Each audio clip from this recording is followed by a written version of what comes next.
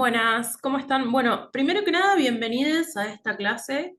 Gracias por entender las circunstancias que nos llevan a, bueno, justamente parar el día de hoy, martes 4. Y bueno, nada, como estamos atrasados, tenemos que recurrir a esto.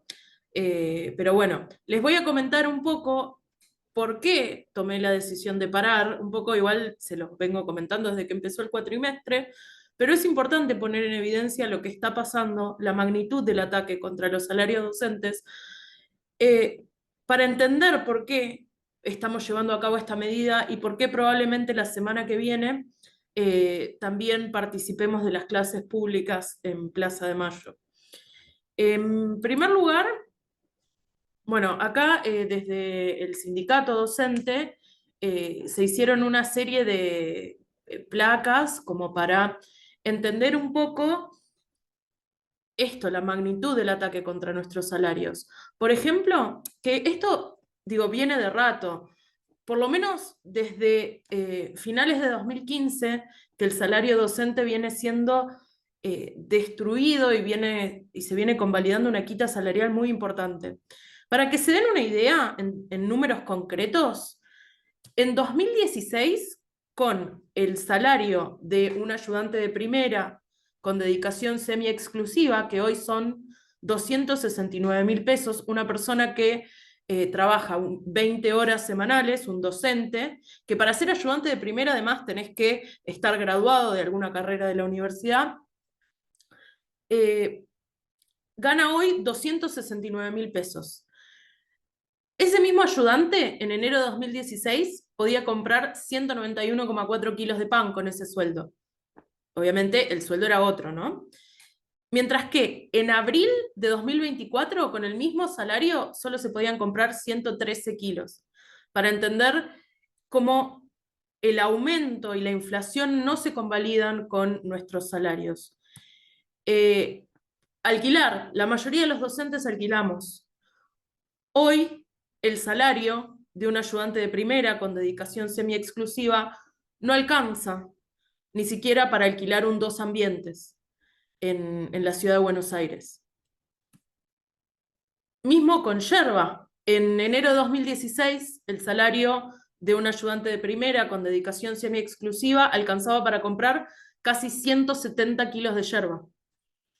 En abril no alcanza para para comprar ni siquiera 70 kilos. Es brutal la magnitud del ataque contra nuestros salarios. Y uno pensaría que, bueno, esto es algo que viene, de hecho, no uno pensaría, sino que es algo que viene desde hace bastante, pero el ataque contra nuestros salarios en los últimos 6 meses fue brutal. En diciembre, entre diciembre y abril, la inflación fue del 106,91%. Y en el mejor de los casos, el aumento salarial del 62,11%. Y digo en el mejor de los casos porque la mayoría de los docentes tienen hoy en día el salario congelado. Los cargos de ayudantes de primera y JTP, que son la mayoría de los docentes del CBC, tienen hoy su salario congelado por algo que se llama la garantía salarial, que después si quieren en clase les cuento un poco de qué se trata. Es brutal el ataque y la verdad es que nos encaminamos a que si no mejoran los salarios, los docentes nos vamos a terminar yendo porque no es negocio, porque los docentes que enseñan en escuela secundaria ganan por ahí el doble que los docentes que estamos en el CBC, y sin docentes no hay universidad. Hoy veía una noticia que la UBA pasó al puesto 71 en el ranking QS, que es un ranking que evalúa las universidades, y ese puesto que tiene la UBA y esa importancia y el prestigio que tiene nuestra universidad se sostiene también principalmente por la calidad de su cuerpo docente. Ingresar a ser docente en la universidad es súper difícil, hay que hacer concursos, digo, hay que demostrar que uno está calificado para eso. Eh, y sin esa calidad docente, y sin docentes que se queden a dar clases en la universidad, no hay universidad, no hay universidad de prestigio. Entonces, gracias por apoyar el paro. y espero que si hacemos clases públicas en Plaza de Mayo, sean un montón apoyándonos y entendiendo que estamos todos juntos defendiendo lo mismo, porque defender el salario docente es defender la universidad pública. Así que vamos a empezar con la clase de leyes de la termodinámica. En particular, esta clase no la vamos a volver a ver, o sea, todo lo que les estoy dando ahora es todo lo que vamos, o sea, lo que vamos a ver de primer principio de termodinámica. Por eso les pido que miren con detenimiento este material, que lo tomen como si fuese una clase, porque de hecho lo es. Y el viernes nos consultan a Lili o a mí cualquier duda que les haya quedado.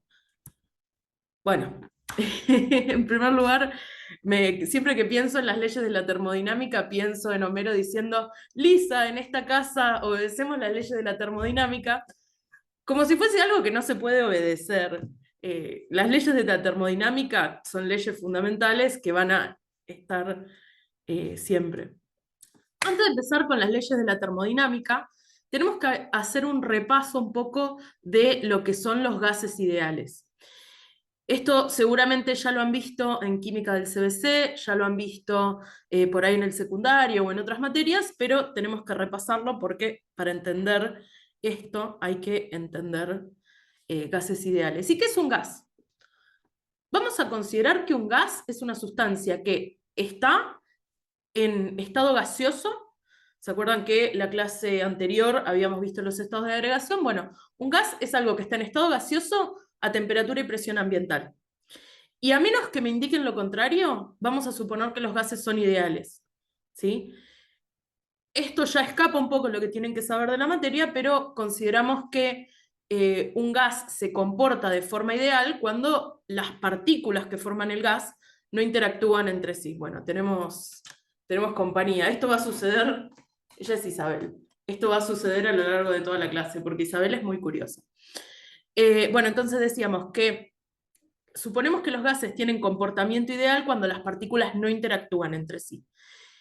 Que en realidad esto es como, no es real, es un modelo que es ideal para la mayoría de los gases en condiciones normales de presión y temperatura, que ahora vamos a ver qué es, se puede hacer la aproximación de que los gases no interactúan, las partículas del gas no interactúan entre sí.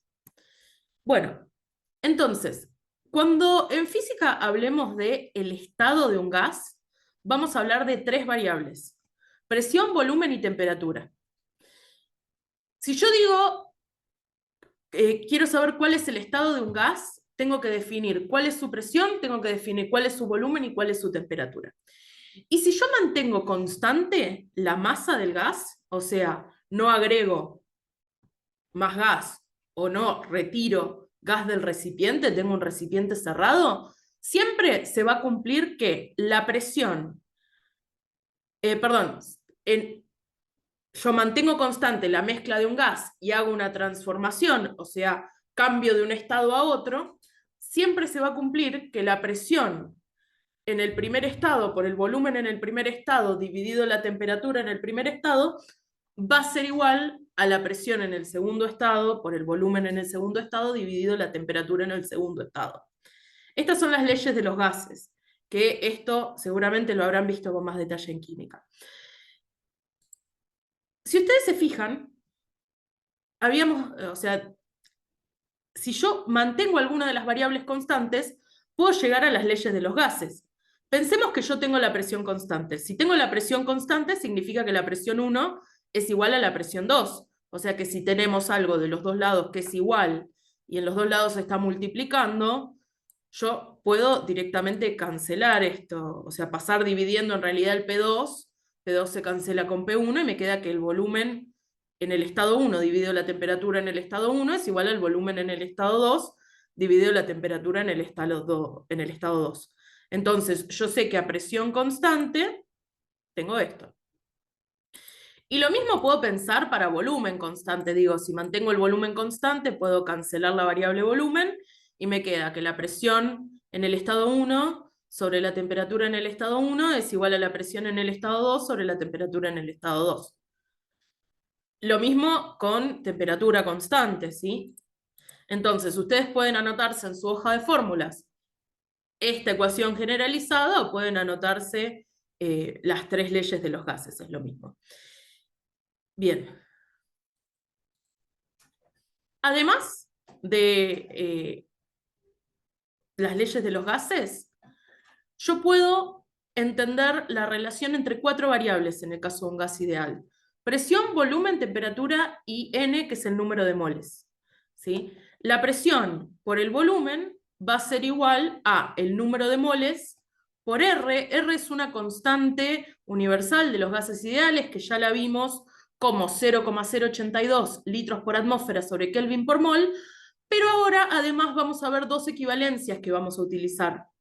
En toda la parte anterior, cuando hacíamos ósmosis y difusión, y seguramente cuando ustedes lo vieron en otras materias, habrán visto la constante de los gases ideales como 0,082 litros por atmósfera sobre Kelvin por mol. Bueno, en realidad, o mejor dicho, no en realidad, sino que también la constante de los gases ideales puede estar en Joule sobre Kelvin por mol, que va a ser igual a 8,31 Joule sobre Kelvin por mol, y a 2 calorías sobre Kelvin por mol. Estas equivalencias de la constante de los gases ideales también nos van a servir para introducir dos nuevas unidades de trabajo, ¿sí?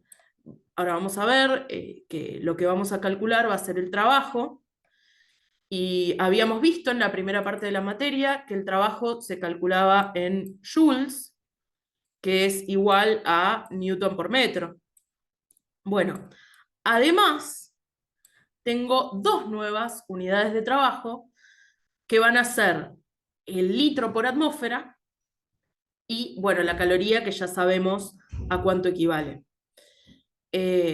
Una caloría eran 4,18 joules, eso se los dije la semana pasada.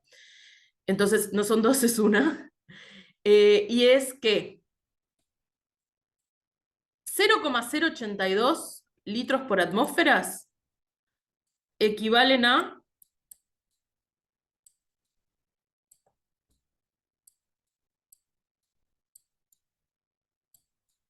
8,31 joules. Esta equivalencia surge de la constante de los gases ideales. Entonces, yo a partir de esto puedo plantear una regla de 3 que me permita pasar de litros por atmósfera a joule o viceversa. Bien. Ay, ya me olvidé. A ver. Ahí va. Pasó tanto tiempo, yo daba clases así en la pandemia, pasó tanto tiempo que me olvidé cómo hacer esto. Bien, bueno, antes les mencioné condiciones normales de presión y temperatura. Condiciones normales de presión y temperatura van a ser las condiciones en las que un mol de un gas ideal ocupa 22,4 litros.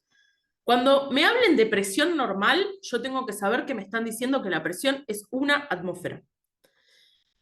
Temperatura normal, la presión es 0 grados Celsius o 273 Kelvin. Entonces, ¿cómo sé que un mol de un gas ideal ocupa 22,4 litros? Bueno, a partir de calcular que P por B es igual a nRT, ¿no? Yo despejo el volumen pasando la presión dividiendo,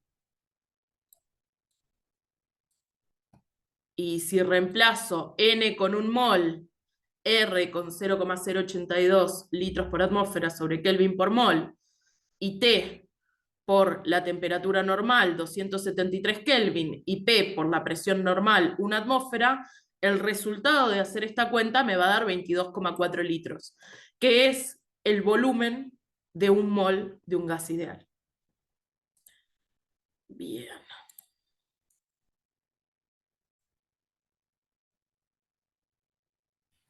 Entonces, vamos a hablar de sistemas termodinámicos. Antes de hablar de sistemas termodinámicos, tenemos que definir qué es un sistema termodinámico. Y va a ser una porción del universo que yo aíslo para estudiar y entender. Entonces, va a quedar definido por los estados, si es un gas, si es un sólido, si es un líquido, ¿sí? Y por los vínculos que lo restringen. Si tenemos un recipiente adiabático, por ejemplo, como habíamos visto en la clase pasada, eh, si tenemos volumen constante, en termodinámica, yo voy a saber, bueno, y en general, en realidad, que me hablan de un gas, digo, un gas toma el volumen del recipiente que lo contiene. Entonces, si me hablan de que tengo el volumen constante, significa, perdón, al revés, si me dicen que tengo un recipiente de paredes rígidas, significa que estoy hablando de un gas que mantiene su volumen constante. Entonces, por fuera del sistema que yo voy a estudiar, se encuentra el medio o el ambiente. Y la combinación entre el sistema con el medio y el ambiente dan el universo. Cuando yo hable de variables de estado, o el estado de un gas, también voy a estar hablando de estos parámetros termodinámicos que van a caracterizar el sistema, que van a ser la temperatura, la presión y el volumen. Entonces, ¿cómo se relacionan el sistema con el medio? Va a implicar cómo, o sea, va a implicar cómo es la naturaleza de este sistema. Cómo intercambian, en realidad cuando hablamos de cómo se relacionan, es cómo intercambian materia y energía. Entonces, a partir de acá, antes habíamos visto sistemas donde yo tenía un poco de agua caliente, le agregaba hielo, o le agregaba a pepitas de plomo, agua, digo, no sé, teníamos sistemas que se mezclaban. A partir de acá vamos a estudiar sistemas cuya materia se mantiene constante en el tiempo. Entonces, yo puedo tener tres tipos de interacciones entre el sistema y el medio. Puedo tener sistemas abiertos, que son sistemas que intercambian materia y energía con el medio. Un ejemplo de un sistema abierto es un vaso con agua que dejan un día de sol en el balcón, terraza o en algún lado. El vaso intercambia energía con el medio, o sea, si el agua que está dentro está a distinta temperatura del ambiente, va a estar intercambiando energía en forma de calor, como vimos en la clase de calorimetría, y también va a intercambiar materia, porque se va a evaporar parte de ese agua, o si llueve le va a caer agua. Si al estar abierto tiene la libertad de intercambiar materia con el medio. Mientras que si yo en vez de tener un vaso, tengo una botella cerrada con agua, va a intercambiar energía con el medio porque no está aislada térmicamente, pero no va a poder intercambiar materia. ¿Sí? O sea, si la botella está cerrada, si llueve no le va a entrar agua y no importa lo mucho que le pegue el sol, el agua no se va a escapar del recipiente que es la botella. Y cuando hablamos de aislados, hablamos de sistemas que directamente no intercambian ni materia ni energía con el medio. Un sistema aislado podría ser un termo ideal, ¿sí? La realidad es que no existe ningún sistema 100% aislado. Vamos a hacer de cuenta que trabajamos con sistemas aislados, eh, pero el único sistema aislado es el universo. ¿Qué quiere decir que no intercambia ni materia ni energía con el medio? Imagínense que tienen un termo súper cheto, el más caro que consigan, ponen agua caliente, eh, está cerrado, no puede intercambiar materia, las moléculas de agua no pueden escapar del termo, pero como es tan buen aislante, vamos a suponer que tampoco intercambia energía con el medio. Si no intercambia energía con el medio, además lo podemos llamar adiabático. ¿Sí? Un sistema adiabático es un sistema que no intercambia energía con el medio. Eso falta agregar ahí. Bien, entonces, una de las cosas que vamos a hablar es del trabajo. Vamos a volver a ver el trabajo que habíamos visto que era fuerza por distancia, pero ahora lo vamos a ver desde otro punto de vista. ¿sí? Vamos a entender cómo es el trabajo que realiza un gas cuando se expande o cómo es el trabajo que recibe un gas cuando se comprime. Y digo realiza y recibe porque esto es importante. Bueno, entonces, la convención de signos, así como habíamos visto en la clase pasada, que calor positivo era que recibía calor y calor negativo era que entregaba calor, en el caso del trabajo es al revés. Cuando un sistema, cuando un gas se expande, ¿sí? Este gas pasa de estar así a estar así, se expandió, ¿sí? Un gas aumentó su volumen. Cuando un gas se expande, decimos que el gas está realizando trabajo, ¿sí? Si a mí me dicen realiza trabajo, significa que ese gas se está expandiendo. Mientras que si se está comprimiendo, me van a decir que recibe trabajo. Entonces, al trabajo que recibe el gas, o sea, un gas que se está achicando, le vamos a dar un signo negativo, mientras que al trabajo que realiza un gas, o sea, un gas que se está agrandando, le vamos a dar signo positivo. Eso es así siempre, esa es la convención de signos. Además, hay otro dato importante que me va a permitir resolver sobre todo los problemas teóricos, que es que el trabajo es el área bajo la curva del gráfico de presión-volumen. ¿Sí? Ustedes van a tener un gráfico, vamos a trabajar mucho con un gráfico de presión sobre volumen, y toda el área bajo la curva de este gráfico va a ser el trabajo, que ahora vamos a ver más en detalle, pero ustedes ven que si pasa, en este caso el gráfico, pasa de un volumen 1 a un volumen 2. Yo puedo ver en este gráfico, por la posición de volumen 1 y la posición de volumen 2 en el eje X, que el volumen 2 es mayor que el volumen 1. Entonces, en realidad los dos, ¿no? Pero el verde, vamos a concentrarnos en el verde, es una expansión, el gas se está expandiendo. Entonces, el área bajo la curva va a ser el trabajo, y como se está expandiendo, yo sé que este trabajo es positivo. Igual esto lo vamos a ver en ejemplos. Y ahora vuelvo para atrás.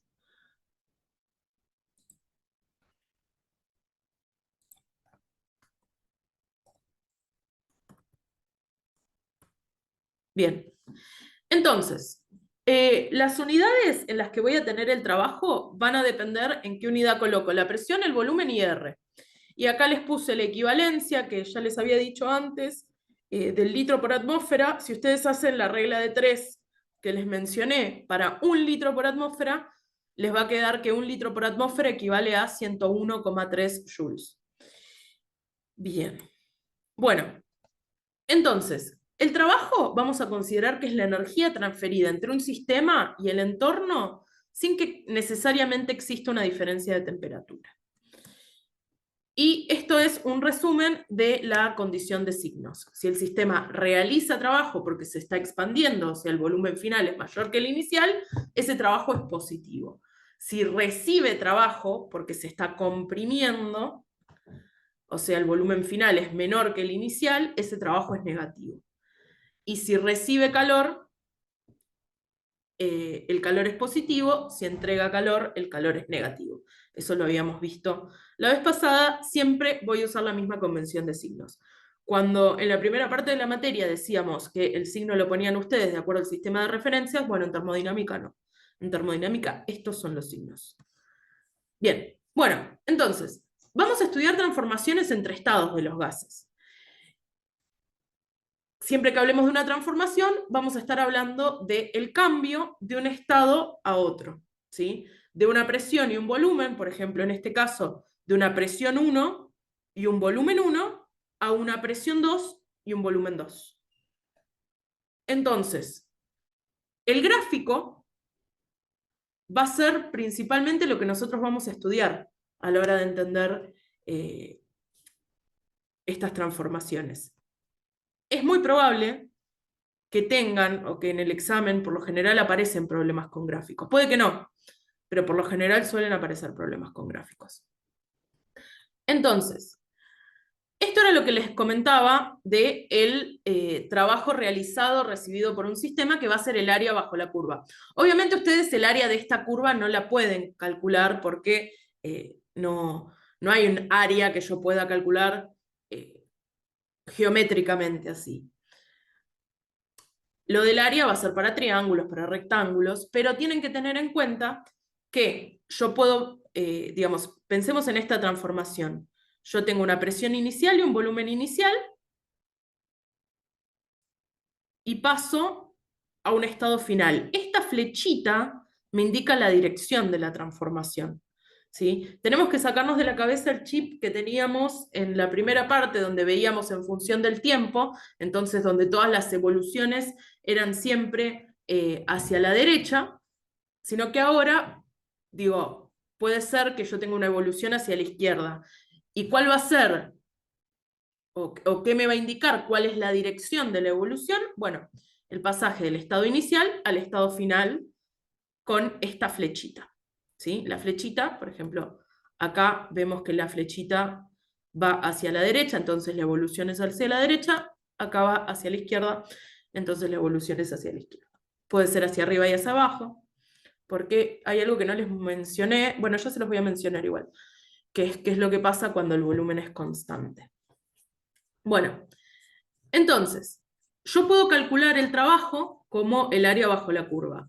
Y en este caso, como estamos partiendo de un volumen inicial mayor que el volumen final, o sea, estamos hablando de una transformación donde se está achicando el volumen del gas, yo sé que el trabajo va a ser negativo, porque cuando un gas se comprime, el trabajo es negativo, recibe trabajo. Entonces, menos el área va a ser igual al trabajo.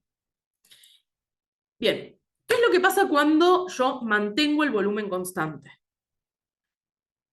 Cuando yo mantengo el volumen constante, la transformación va a ser isocórica, ¿sí? Y vamos a ver que el trabajo en esta transformación isocórica va a ser directamente cero, ¿sí? Si el volumen es constante, el trabajo va a ser cero, no va a haber ni expansión ni compresión.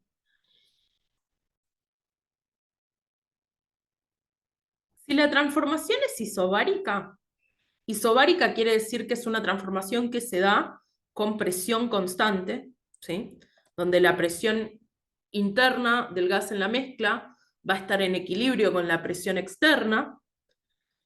Puedo calcular el trabajo como la presión por la diferencia de volumen, ¿sí? El trabajo va a ser la presión, que se va a mantener constante, por el volumen final menos el volumen inicial. Y veamos que de alguna manera, esto es lo mismo que calcular el área, ¿no? Si ustedes se fijan, el área de un rectángulo es base por altura. Fíjense cómo es esta transformación. Yo paso del estado A al estado B. Y lo hago siempre en el mismo valor de presión, ¿no? En toda esta línea, la presión es la misma.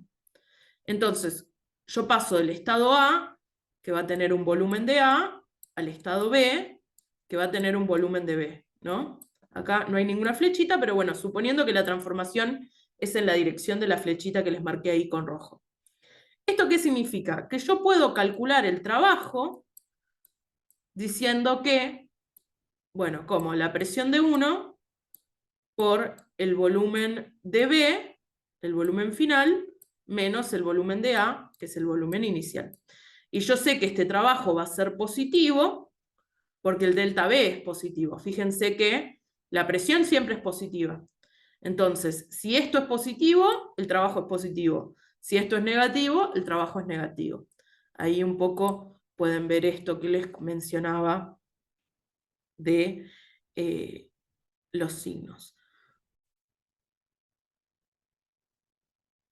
Entonces, vamos a hablar de una transformación isotérmica cuando la temperatura se mantenga constante. Todos estos nombres, como puede ser isotérmica, isocórica o isobárica, son cosas que ustedes tienen que saber. En el parcial, probablemente, no les pongan una transformación que ocurra con temperatura constante, les van a poner una transformación isotérmica. Entonces tienen que saber qué significa. Entonces, dijimos que una transformación isotérmica ocurre cuando la temperatura es constante. Si la temperatura es constante, yo puedo calcular el trabajo para ir desde A hasta B.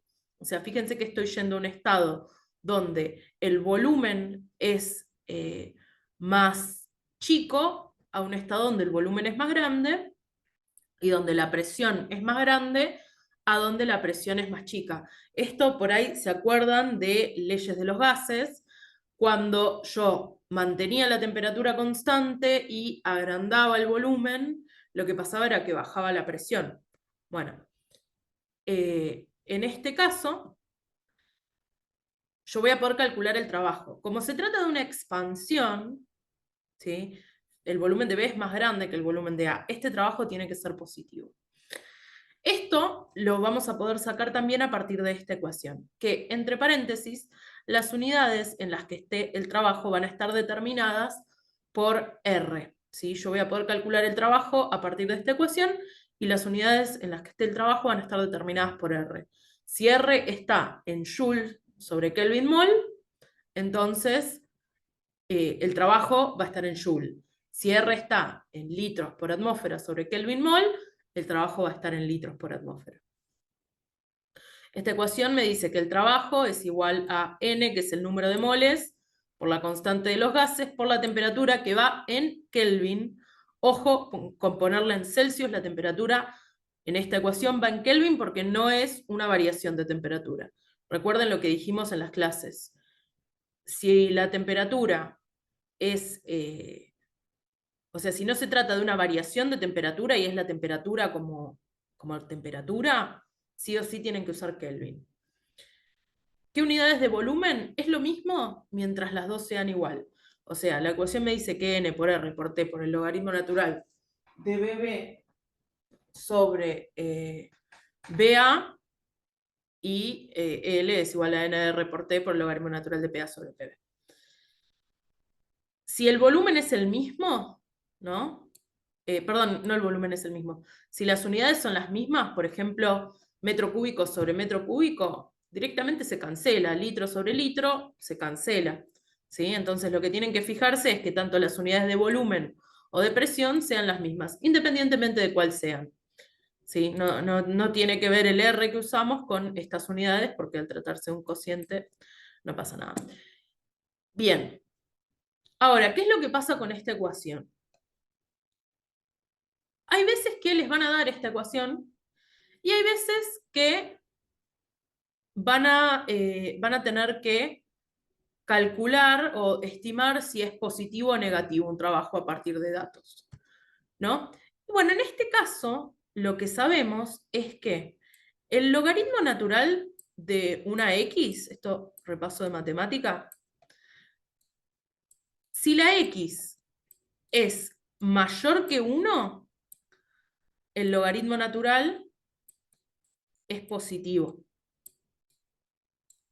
Si la X es menor que 1 y a la vez mayor que 0, el logaritmo natural es negativo. Y si la X es igual a 1, el logaritmo natural de X es 0. ¿Sí? Entonces, fíjense en cualquiera de estas dos ecuaciones, el número de moles es una magnitud que va a ser siempre positiva. Y la temperatura, si está en Kelvin, también va a ser siempre positiva, porque la temperatura más baja que existe es 0 Kelvin. Kelvin es una escala de temperatura absoluta donde todos sus valores son positivos. Entonces, si la temperatura es positiva, si N es positivo y si R es positivo, el signo del trabajo va a estar determinado por lo que pase acá, ¿no? Entonces, fíjense que si el volumen de B es mayor que el volumen de A, o sea, como vemos acá, se trata de una expansión, entonces este cociente va a ser mayor que 1. ¿Sí? Si yo divido un número más grande por un número más chico, el resultado siempre va a ser mayor que 1. Mientras que, si se fuese al revés, si el volumen de B fuese más chico que el de A, este cociente sería menor que 1 y por lo tanto el logaritmo sería negativo. Entonces ven cómo en todas las ecuaciones vemos lo mismo. El signo del trabajo va a estar determinado por si se trata de una expansión o una compresión. Y acá pasa lo mismo, ¿no? La presión de A es mayor que la de B, por lo tanto esto es mayor que 1. Bien.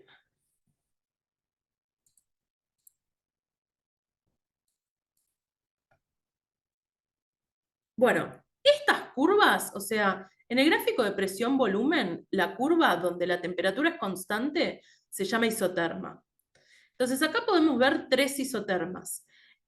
Mientras más arriba en el gráfico esté la isoterma, o sea, ¿qué significa que es una isoterma? Que a lo largo de esta curva la temperatura es la misma. Entonces, todos los valores de presión y volumen que yo tenga a lo largo de esta curva van a ser valores donde la presión, perdón, van a ser valores donde la temperatura sea la misma, ¿no? A esta presión y a este volumen, la temperatura es la misma que a esta. Entonces, ¿qué tengo que tener en cuenta? Mientras más arriba en el gráfico esté la isoterma, mayor va a ser la temperatura.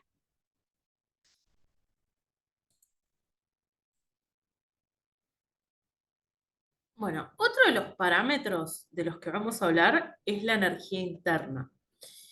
La energía interna de un sistema va a ser el contenido energético del mismo. Es medio redundante lo que acabo de decir. Pero la idea es que la energía interna va a ser cuánta energía está contenida en un sistema.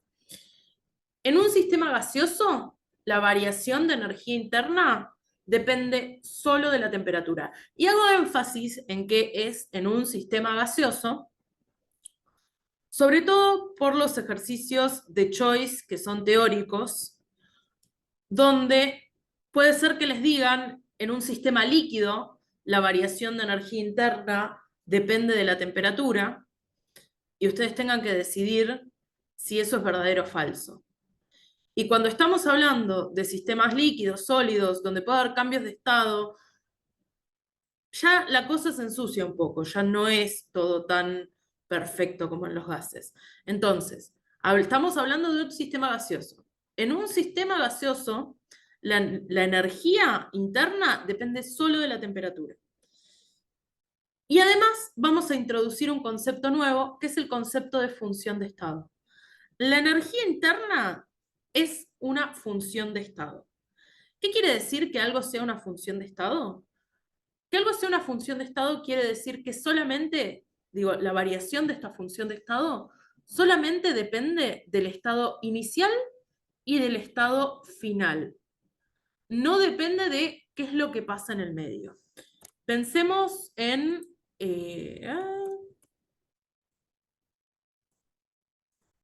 este gráfico.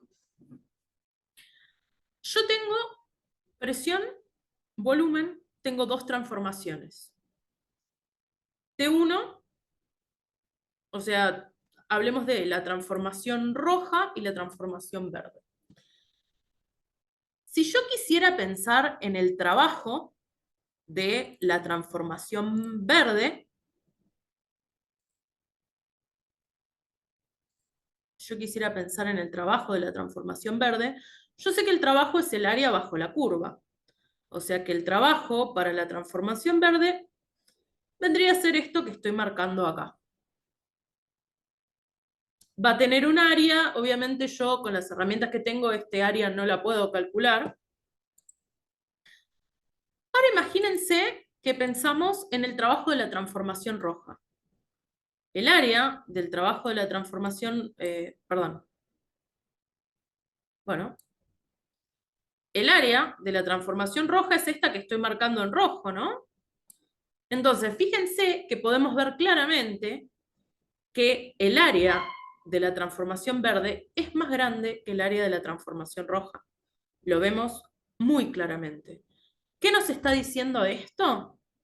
Nos está diciendo que el trabajo por el camino verde es más grande que el trabajo por el camino rojo. si tuviésemos que pensar en términos de trabajo. ¿Es entonces el trabajo una función de estado? No, porque su valor depende del camino entre estas dos perdón, depende del camino para llegar de un estado al otro. Ahora, la función de estado no depende del camino. Y la energía interna, o mejor dicho, la variación de energía interna entre T1 y T2 va a ser más grande. No, al revés, perdón. Vamos de nuevo. La variación de energía interna entre 1 y 2 va a ser la misma que la variación de energía interna por el camino rojo. ¿Sí? Entonces, la variación de energía interna es una función de estado. El trabajo no es una función de estado, el calor no es una función de estado. ¿Y para qué me sirve saber que es una función de estado? Para un montón de cosas, porque yo puedo tener información para calcular la variación de energía interna por un camino y no por el otro. ¿Cómo calculamos entonces la variación de energía interna? Va a ser delta U es igual a CB por N por la temperatura final menos la temperatura inicial. Esta es la forma de calcular la variación de energía interna para todas las transformaciones. No importa si son isocóricas, no importa si son isobáricas, no importa si son isotérmicas y no importa si es una transformación donde ninguna de esas variables se mantiene constante. Siempre vamos a calcular la variación de energía interna por medio de esta ecuación. ¿Sí? CB, o sea, digamos, delta U es la variación de energía interna, N es el número de moles, TF menos T0 es la temperatura final menos inicial, y CB es la capacidad calorífica a volumen constante. Ahora, ¿qué es CB? CB es la capacidad calorífica a volumen constante. ¿Qué es la capacidad calorífica? Bueno, así como en calorimetría veíamos el calor específico y decíamos que el calor específico es una medida que nos indicaba cuánta energía es necesaria para aumentar 1 grado la temperatura de 1 gramo de materia. Si yo quiero medir la energía necesaria por mol, vamos a hablar de capacidad calorífica. Que la capacidad calorífica puede ser Cp, si es la que se usa para calcular el calor a presión constante, que es lo que vimos en calorimetría, o Cb, si es la que se usa para calcular el calor a volumen constante. Ahora, delta U se calcula para cualquier tipo de transformación, independientemente si se trate de volumen constante o de presión constante, con Cb. ¿Sí? Bien. Entonces, esto tiene unidades de Joule sobre Kelvin mol. ¿Sí? Pero también puede tener unidades de litros por atmósfera sobre Kelvin mol o unidades de caloría sobre Kelvin mol. ¿Sí? Lo importante es saber que Cb para un gas ideal monoatómico vale 3 medios de R. Mientras que diatómico va a ser 5 medios de R. Esto igual, por lo general, aparece en los enunciados.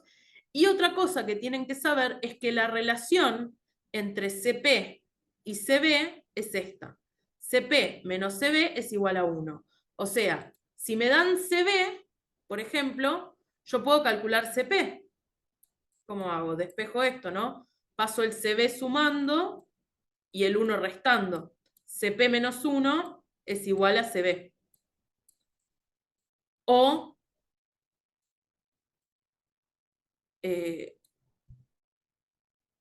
1 menos Cb. Oh, esperen, creo que estoy haciendo mal. Ahí va.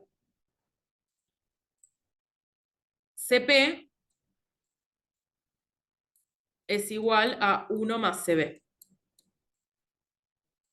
¿Sí? Cualquiera de estas dos maneras de decirlo es lo mismo.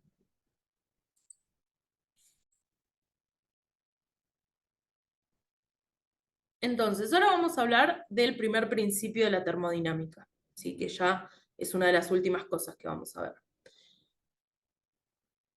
La energía interna de un sistema puede modificarse tanto al intercambiar calor como al realizar o recibir trabajo. ¿Qué quiere decir esto? Que yo puedo aumentar o disminuir la energía interna de un sistema de dos formas posibles. O realizando o recibiendo trabajo o intercambiando calor, ¿no? O ambas, porque puede ser que un poco de la modificación venga por el trabajo y un poco de la modificación venga por el calor. Pero lo importante es que siempre, siempre, siempre se cumple esta relación. La variación de energía interna de un sistema resulta de la diferencia de la cantidad de calor intercambiada y el trabajo realizado por el mismo. Fíjense que estamos hablando de trabajo realizado, ¿sí? Por lo que la diferencia va a ser que delta U es igual al calor menos el trabajo, ¿sí? Si estuviésemos hablando de trabajo recibido, como el trabajo recibido es negativo, me quedaría negativo por negativo positivo, ¿sí? Entonces, el primer principio de la termodinámica, ojo con los signos, me dice que delta U es calor menos trabajo. Entonces, el trabajo, siempre vamos a estar hablando de que es desde la perspectiva del sistema, ¿sí? No del entorno. Y de acuerdo a cómo sea la transformación, vamos a tener distintas maneras de calcular tanto el calor como el trabajo. Y eso vamos a ver ahora. Si la transformación es isocórica, o sea, si se trata de una transformación a volumen constante, ya sabemos que si no me expando ni me comprimo, el trabajo es cero. Si el trabajo es cero, la variación de energía interna es igual al calor. ¿Por qué? Porque delta U es calor menos trabajo. Entonces, si el trabajo es cero, tacho trabajo, me queda que delta U es igual a calor. Ahora, si es isobárica, estamos hablando, bueno, de presión externa y presión constante. Podemos usar que el trabajo es P por delta B y además al calor lo vamos a calcular con la ecuación que ya vimos en calorimetría, que es que el calor va a ser el calor específico, habíamos visto que era por la masa, por la diferencia de temperaturas. Bueno, ahora como no estamos hablando de masa, sino moles, el calor va a ser la capacidad calorífica por el número de moles por la diferencia de temperatura. Pero esta es la misma ecuación que ya habíamos visto para variación de temperatura en calorimetría. ¿Qué pasa si es isotérmica? Recordemos que esta es la ecuación para calcular la variación de energía interna.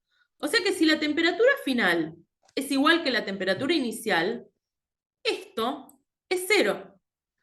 Y si eso es cero, entonces delta U va a ser cero, ¿no? Si la variación de temperaturas es cero, delta U es cero. Entonces, si es isotérmica, delta U es igual a cero. Y para que exista variación de energía interna, tiene que existir un cambio en la temperatura. Entonces, no hay variación de energía interna. Si delta U es cero, voy a tener que Q menos L es igual a cero y por lo tanto Q es igual a L. ¿Sí? Bien, si es adiabática, que habíamos visto que era cuando ocurría sin intercambio de calor, Q es cero, o sea que delta U va a ser menos el trabajo, y además para todas vale que delta U va a ser el CB. Fíjense que acá dice CB, insisto de nuevo con esto, porque después van al parcial o copian en la hoja de fórmulas y ponen delta U es igual a CP. ¿Por qué? Porque estaba a presión constante. No. Delta U lo vamos a calcular como CB por N por temperatura final menos inicial. Bien.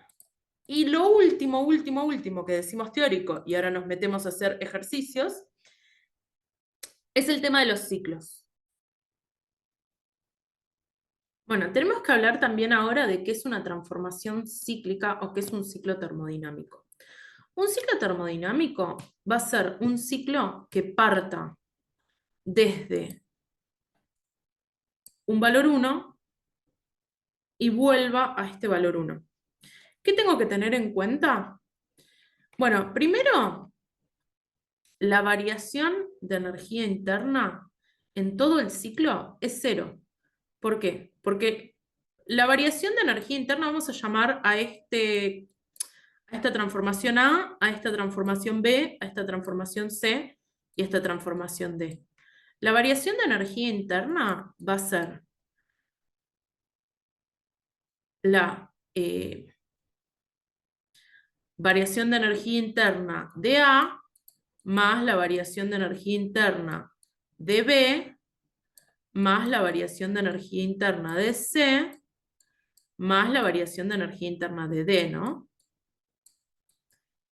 El trabajo lo mismo. El trabajo va a ser el trabajo de A más el trabajo de B más el trabajo de C más el trabajo de D. Y el calor lo mismo. Va a ser el calor de A más el calor de B más el calor de C. ¿Sí? Entonces, en los estados inicial y final de un ciclo,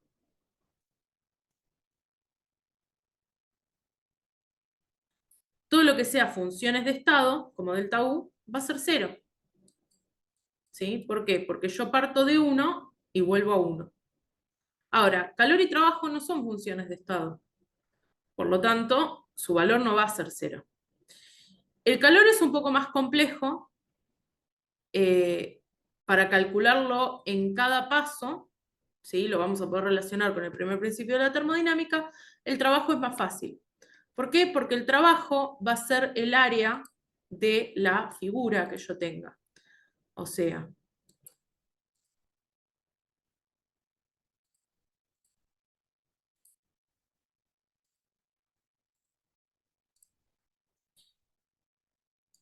sabemos que el trabajo en las verticales es cero porque se trata de transformaciones a volúmenes constantes, ¿no?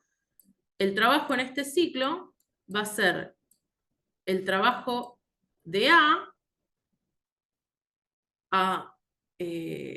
o sea, el trabajo de la transformación A, más el trabajo de la transformación C. Y en este caso la transformación A es positiva porque se trata de una expansión y la transformación C es negativa porque se trata de una compresión. Entonces, el área roja menos el área rosa van a ser el valor del trabajo del ciclo. ¿Sí? Cuando el ciclo, de nuevo, el trabajo en un ciclo que empieza y termina en el mismo estado es el área dentro de la figura. Si el ciclo es horario, o sea, empieza por una expansión, o en realidad lo que se realiza, sigue como la línea que está más arriba, a decirlo en criollo, es una expansión y la otra es una compresión, en este caso vamos a decir que el trabajo es positivo. Y si voy en la dirección antihoraria, o sea, primero ocurre la expansión y después la compresión, o sea, la liñita que está más arriba es la compresión, si esto fuese al revés, digo, si esto tuviese en vez de las flechas que marqué, estas flechas, ¿sí? La dirección de giro es antihoraria, en este caso el trabajo sería negativo. En este caso positivo, en este caso negativo. ¿Sí? Es como una forma de verlo también. Igualmente, se entiende bien si piensan en las áreas. ¿Sí? Bueno, ahora vamos a hacer problemas.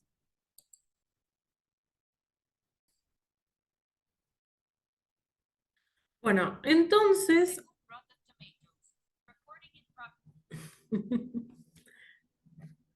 Bueno, entonces ahora vamos a resolver este ejercicio, que es un ejercicio bastante básico de primer principio. Sí tengo que aclarar una cosita, que es una ecuación que me faltó dar en la primera parte, que es que el trabajo de un gas también puede calcularse, o esto en realidad es la definición, como la presión externa por la variación de volumen. ¿Qué significa esto? Que si yo tengo la presión externa, independientemente de si la transformación que ocurre en el interior del gas se da a temperatura constante, se da a presión constante o se dé como se dé, esto significa que yo puedo calcular el trabajo. Entonces, me dicen que tengo un gas que absorbe 20 kilocalorías y se expande contra una presión externa de 1,2 atmósferas. Y me dicen que va de un volumen de 5 litros hasta triplicar su volumen. Esto, digamos, básicamente lo que me dice que volumen inicial es igual a 5 litros y volumen final es igual a 5 por 3, 15. ¿Sí? Este dato me dice eso.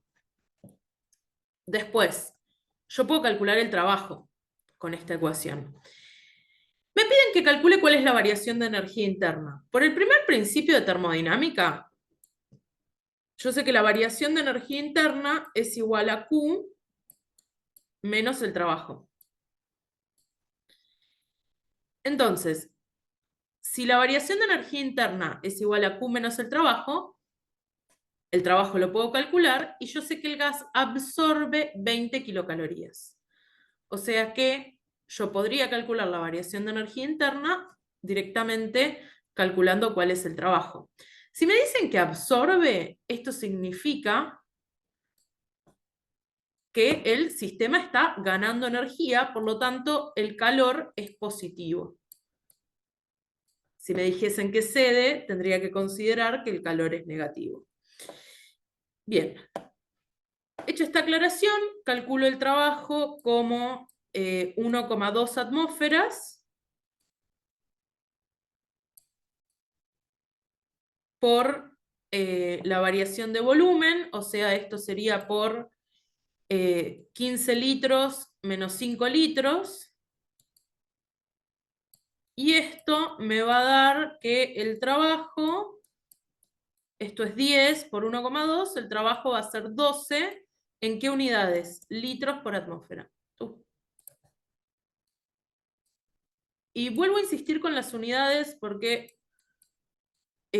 con los parciales que estuve corrigiendo me pasó de ver, no tantos, pero 2 o 3, que tenían bien los planteos, pero no habían pasado ni una unidad, no habían puesto las unidades, entonces el problema estaba mal.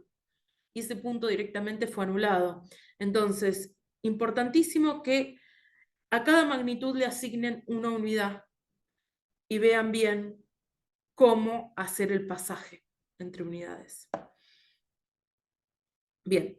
Bueno, yo tengo que el trabajo es 12 litros por atmósfera, pero si voy a restar para calcular el delta U, ¿no? Yo tengo delta U, van a ser 20 kilocalorías menos 12 litros por atmósfera, no puedo. Tengo que o pasar las 20 kilocalorías a litros por atmósfera o pasar los litros por atmósfera a kilocalorías. ¿De qué va a depender? Y bueno, de qué unidad estén las opciones de respuesta, ¿no?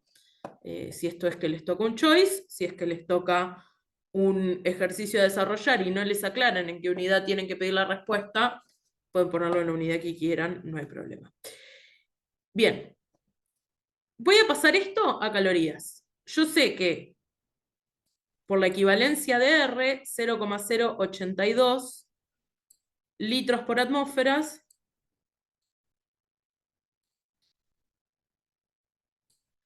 equivale a 0, perdón, sí, mejor dicho, lo voy a poner en calorías y después lo pasamos a kilo. Esto equivale a 2 calorías, ¿no? Porque en realidad esto viene de R, 0,082 litros por atmósfera sobre Kelvin mol, es igual a 2 calorías sobre Kelvin mol, ¿no? Entonces, si paso este Kelvin mol multiplicando, se me cancela con este y se me va.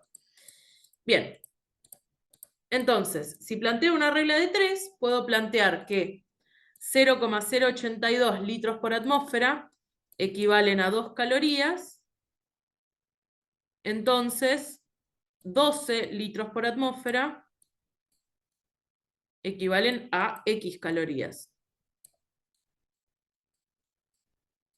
Hago la regla de 3, 12 por 2 dividido 0,082 y me da 292,68, o sea, podemos decir, redondear en 293 calorías.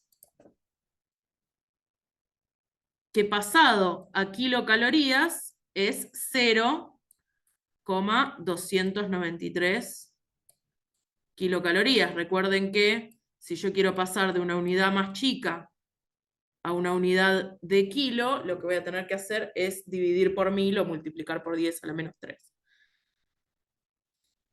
Bien, o sea que esto va a ser 20 kilocalorías menos 0,293 kilocalorías. Me va a dar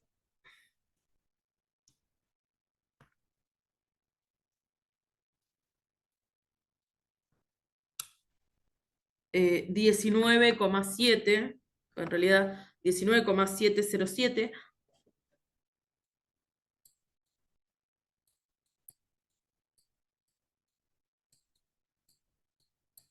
Que podemos redondear en 19,7 ahora que lo pienso.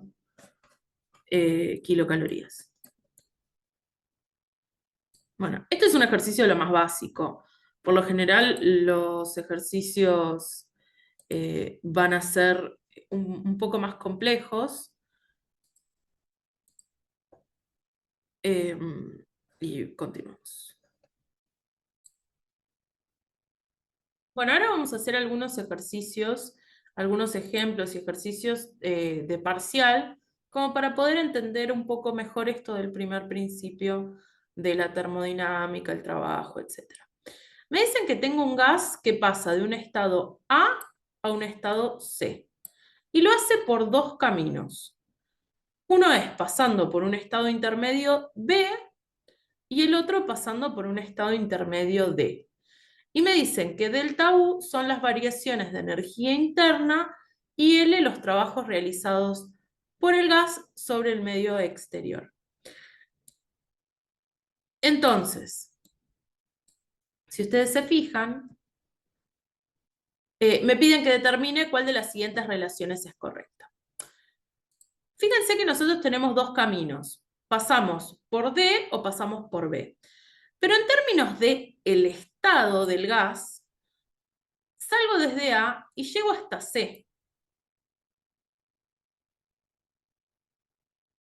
Si yo pienso en una función de estado, yo sé que es independiente del camino que yo tome. Es lo mismo para las funciones de estado si paso por D que si paso por B. Por lo tanto, van a ser opciones posibles las que planteen que la variación de energía interna es igual para los dos, ¿sí? La variación de energía interna es una función de estado, no me importa el camino, lo único que me importa es el estado inicial, A, o sea, recuerden que el estado era una presión y un volumen y una temperatura, y el estado final C, otra presión, otro volumen y otra temperatura. Bien, dicho esto, tenemos que ver cómo es el trabajo. Fíjense que yo estoy yendo desde A hasta C, o sea, estoy, si ustedes piensan en el volumen, expandiéndome, ¿no? Voy de un volumen 1 a un volumen 2. Como estoy expandiéndome, yo sé que el trabajo es positivo. Y además, el trabajo va a ser el área bajo la curva. O sea que el trabajo para ir por el camino que pasa por B es lo que marqué en rojo. Mientras que el trabajo para ir desde A hasta C, pero pasando por D, es lo que estoy marcando en amarillo. Fíjense que es notorio que el área que dibujé con amarillo es más grande que el área que dibujé con rojo. Por lo tanto, el trabajo del camino que pasa por D es mayor que el trabajo del camino que pasa por C. En este caso, esto significa que el área, ¿cuál es la opción? Es esta la opción correcta. ¿Sí? La que dice, bueno, que las variaciones de energía interna son iguales porque es función de estado y que el trabajo de uno es más grande que otro. Bien. ¿Qué otro? Bueno, acá elegí un par de ejercicios de parciales como para ir viendo estas cosas. Esto, ustedes, ya pasó mucho tiempo de la pandemia, pero así eran los exámenes en pandemia. Eh,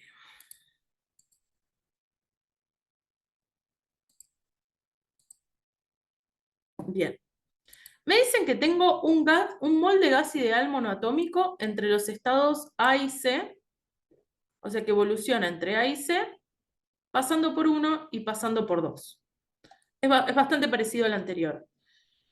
Y me dice cuál es la única afirmación correcta respecto a la energía interna, el calor y el trabajo. Lo primero que me dicen es que el gas realiza trabajo en ambos procesos y el trabajo 2 es más chico que el trabajo 1. Esto es falso. Yo puedo ver a simple vista que el gas realiza trabajo porque el volumen final es más grande que el volumen inicial y a la vez el trabajo de 1 es más grande que el trabajo de 2 porque el área de 1 es más grande que el área de 2. ¿Lo ven? Les estoy preguntando si lo ven, como si esto no fuese un video grabado, perdón. Ya es muy tarde. Bien, o sea que la primera es falsa. La segunda me dice que la energía interna del proceso aumenta más en 1 que en 2, y esto es falso. ¿Por qué? Porque la variación de energía interna es una función de estado. Entonces, no me importa si paso, o sea, si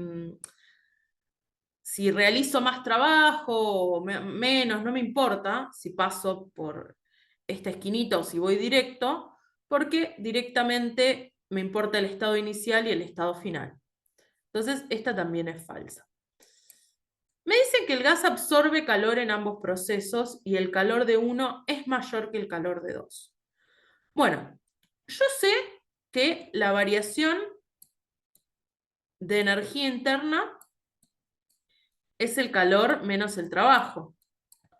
Entonces, dependiendo de cómo sea esta variación de energía interna, esta opción puede ser correcta. Creo que no se ve nada con este color. Vamos a seguir con... Bueno, vamos a seguir con este. Pensemos en lo siguiente. Yo sé, por las leyes de los gases, que la presión en A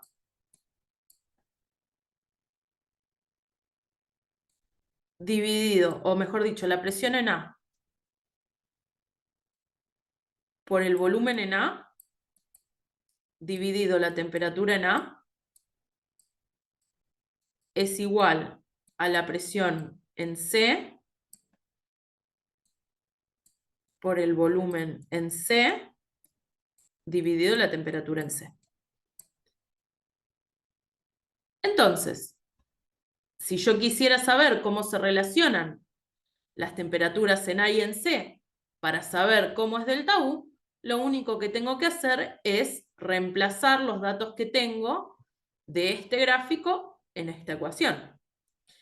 Voy a multiplicar cruzadas las temperaturas también para que sea un poco más fácil y no tener cosas dividiendo que me molesten.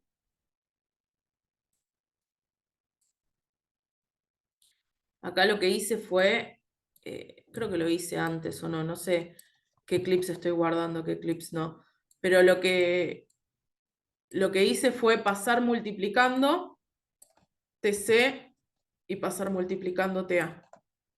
¿Sí? Bien. Entonces, ¿PA cuánto vale? La presión en A vale P0. Está marcado acá en el gráfico, ¿no? Entonces, voy a tener que TC por P0 y VA vale V0.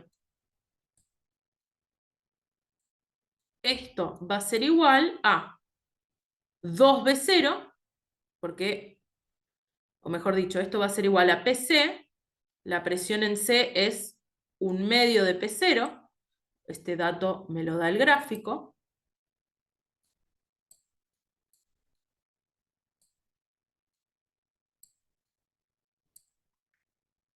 por V0.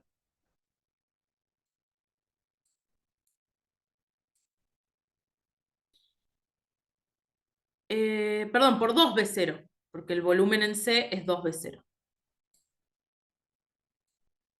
Esto multiplicado por TA.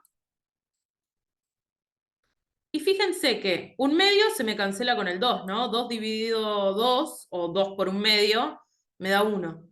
Y P0 y B0, o sea, B0 se cancela con B0, P0 se cancela con P0.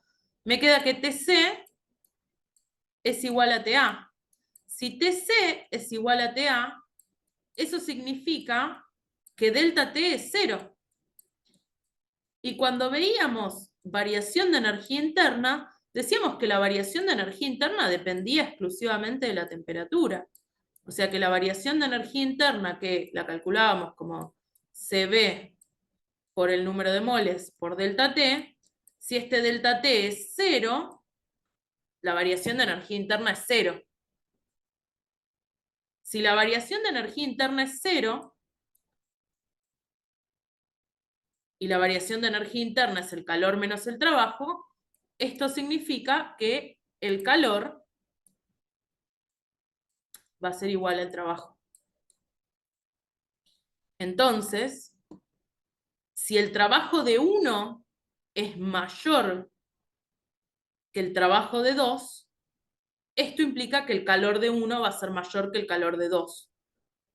Y si el sistema está realizando trabajo y por ende ese trabajo es positivo, si recuerdan la convención de signos que habíamos visto antes,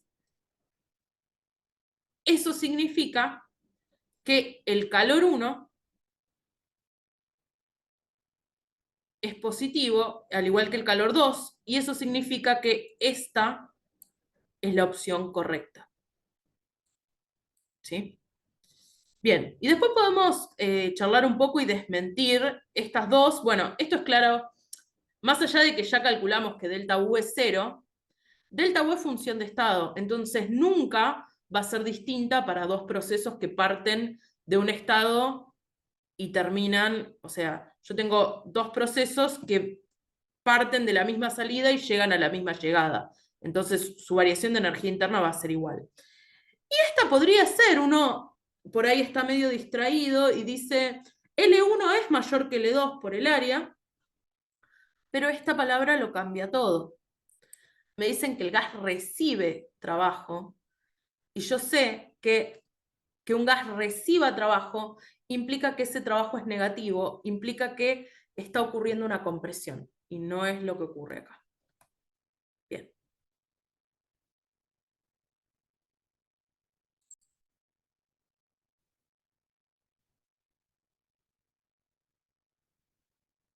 Bueno, vamos a empezar con este ejercicio, que es un ejercicio también de... Esto en realidad creo que era de unos adicionales o unos parciales, ya no me acuerdo. Pero bueno, este es un ejercicio que está muy bueno, que es para pensar. Me dicen que tengo un sistema donde no tengo un gas ideal. ¿Qué implica que no es un gas ideal? Que no puedo usar la ecuación de estado de los gases ideales ni las leyes de los gases ideales para saber cómo cambia la temperatura. Solo tengo datos de presión y volumen. Entonces, no puedo usar ninguna ecuación para, por ejemplo, calcular el calor, que es lo que me van a pedir, que implique conocer la temperatura. Me dicen que este gas ideal evoluciona reversiblemente desde A hasta B, luego a C y luego de C a A.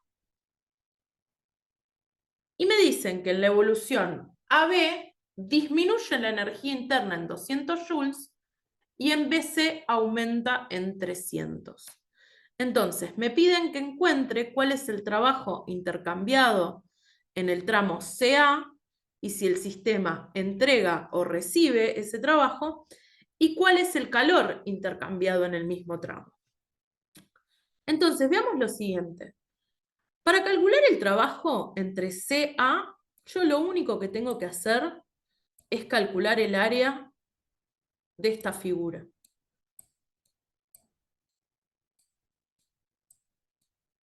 ¿Cómo calculo el área de esta figura?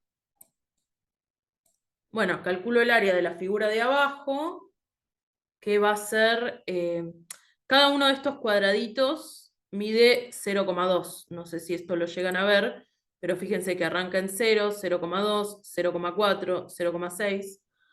Entonces, el área del rectangulito va a ser base por altura. O sea, 1,2 metros cúbicos menos 0,2 metros cúbicos, todo esto multiplicado por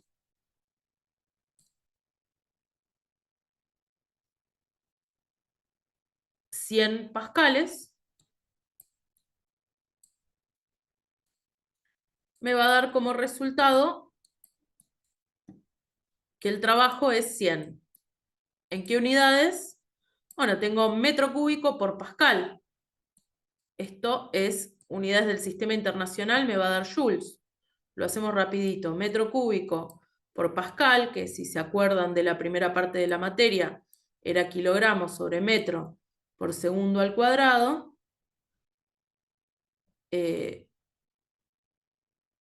Esto se me cancela, me queda metro cuadrado.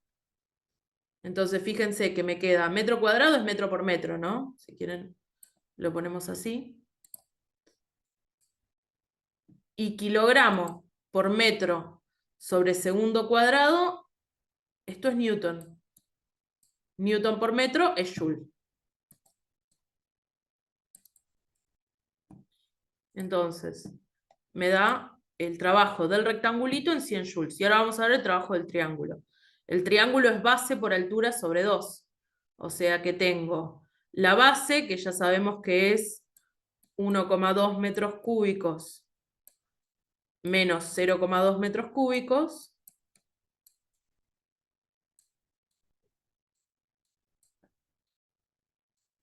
por altura. La altura van a ser 500 pascales menos 100 pascales. Porque fíjense que el triángulo arranca acá. Sí, ojo con eso. Y entonces esto sería por 400 pascales. Me va a dar que el trabajo de esta parte va a ser 400 joules. Y el trabajo total va a ser la suma de ambos. O sea, el trabajo entre C y A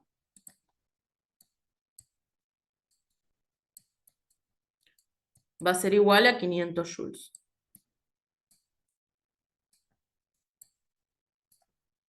Bien.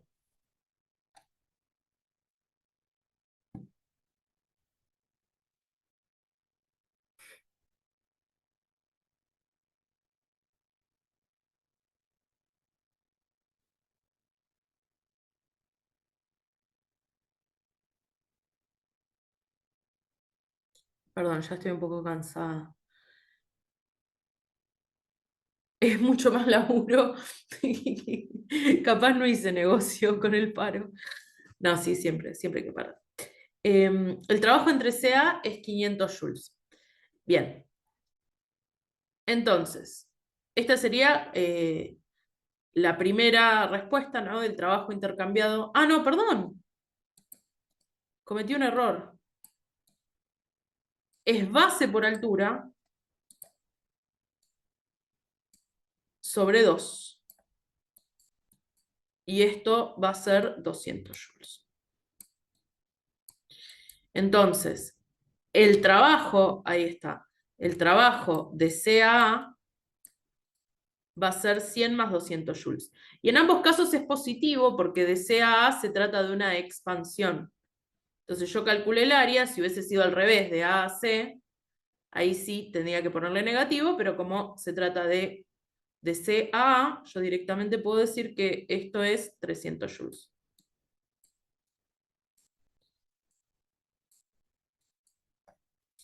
Bien. El ítem B me pide que calcule el calor intercambiado por el sistema en el tramo CA. El tema es que yo no tengo forma de, por ejemplo, saber cuál es la variación. Rewind. Me piden el calor intercambiado en CA. Yo sé que delta U es igual a Q menos L, por el primer principio de la termodinámica. Variación de energía interna es calor menos trabajo. Ahora, delta U yo no lo puedo calcular porque no tengo temperatura y porque no puedo calcular las temperaturas porque me están diciendo que no es un gas ideal, tampoco conozco los moles. ¿Cómo puedo hacer? Bueno, yo sé que como es función de estado, delta U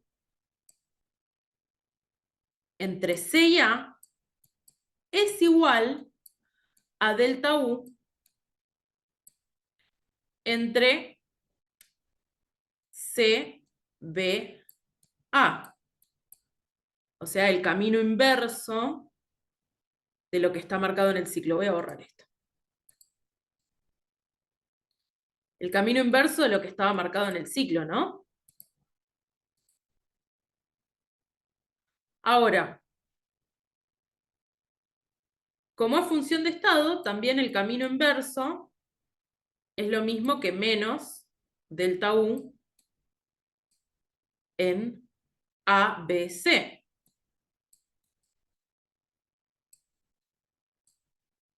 ¿Sí? Entonces, a mí me están diciendo que en la evolución AB su energía interna disminuye en 200 joules y en BC aumenta en 300 joules. O sea, en ABC su energía interna aumenta 100 joules. O sea, delta U ABC va a ser delta U AB más delta U BC.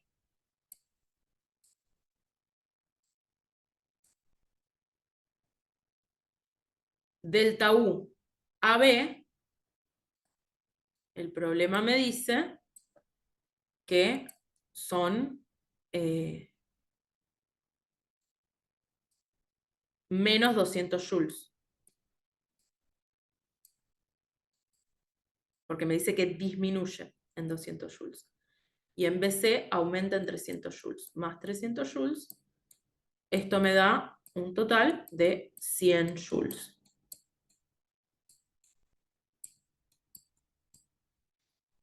Bien.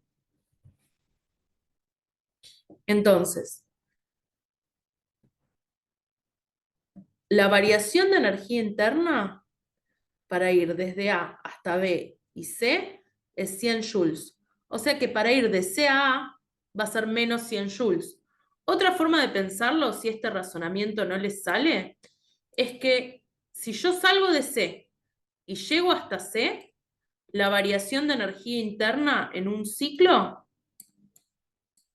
es 0, porque yo salgo de un lugar y vuelvo al mismo lugar.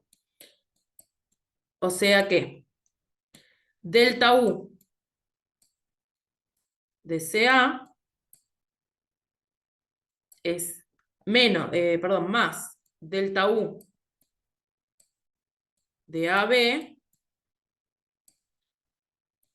más delta U de BC es igual a 0. O sea que delta U de CA es igual a menos delta U de AB menos delta U de BC. Acá me faltó la C. ¿Bien? Entonces, puedo hacer lo mismo, ¿no? En AB disminuyen 200 joules y menos por menos más, o sea, delta U CA va a ser menos 200 joules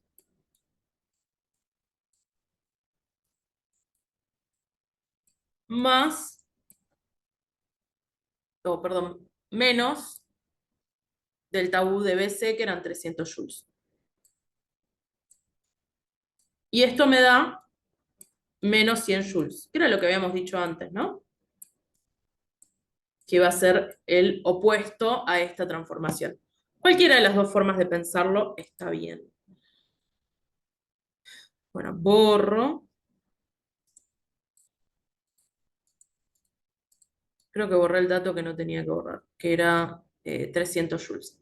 Bueno, y me piden entonces, finalmente, que diga cuál es el calor. Si yo sé que menos 100 joules, que es el delta de energía interna,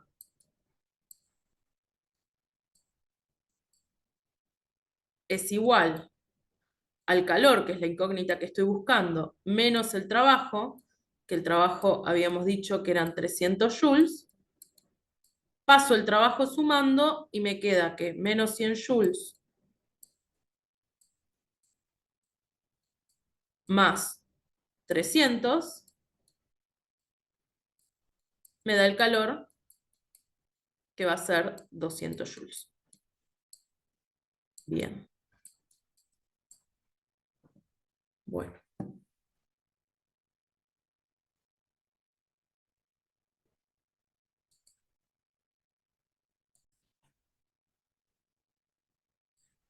Bueno. Vamos a resolver este ejercicio, que este es un ejercicio de la guía que está bueno como para pensar. Y después les dejo un desafío para que hagan ustedes y vamos a ver cómo se resuelve el día de la clase pública en Plaza de Mayo. Si es que se hace, si no lo vemos en clase. Me dicen, en la figura se muestra el gráfico de presión-volumen para un gas que evoluciona reversiblemente. Entonces, me preguntan para el ciclo completo cuál es el trabajo realizado por el gas, cuál es el calor intercambiado y cuál es la energía interna, la variación de energía interna. Entonces, si yo estoy pensando en un ciclo, yo sé que si yo empiezo, por ejemplo, acá, supónganse que arrancamos acá, aumentamos la presión sin modificar el volumen hasta llegar acá. Después disminuimos la presión aumentando el volumen hasta el estado 3 y volvemos al estado 1. Empezamos y terminamos en el estado 1. Como la variación de energía interna es función de estado,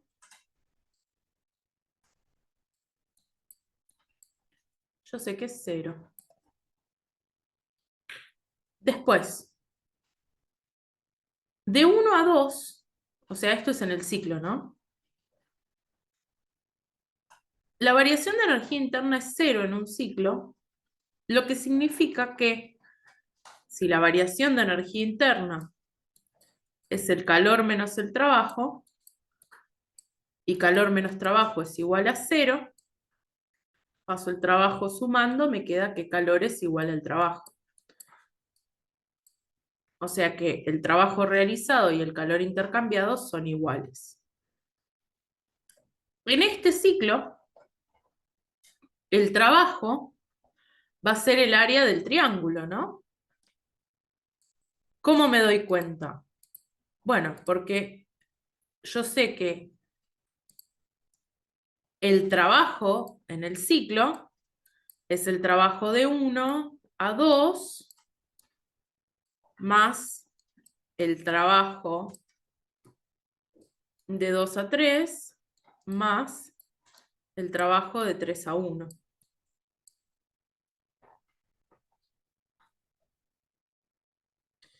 Y el trabajo del ciclo va a ser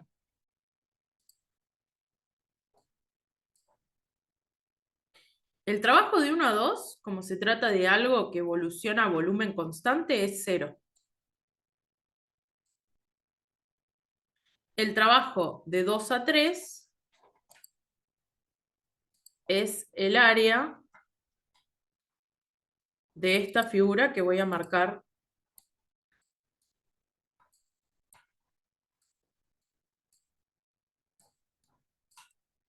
Mientras que el trabajo de 3 a 1 es el área de esta figura que marco acá, ¿no? Y si ustedes se fijan, el trabajo de 2 a 3 es positivo, mientras que el trabajo de 3 a 1 es negativo. O sea que si yo sumo esta figura amarilla, ¿no? Que va desde la base hasta arriba, ¿no? Si yo sumo esta figura que es positiva con esta figura de abajo que es negativa, la suma entre ambas me va a dar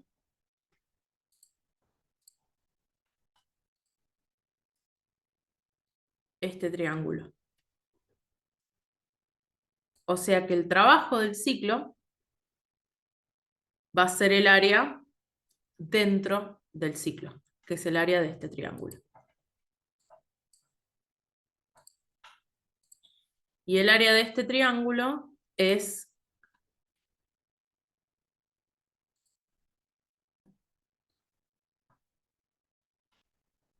el área, bueno, perdón. El área de este triángulo va a ser la base, o sea, 5 menos 3 litros,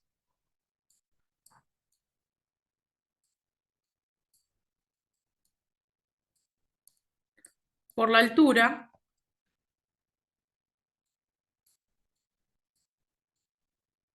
6 menos 2, o sea, 6 kilopascales, menos 2 kilopascales,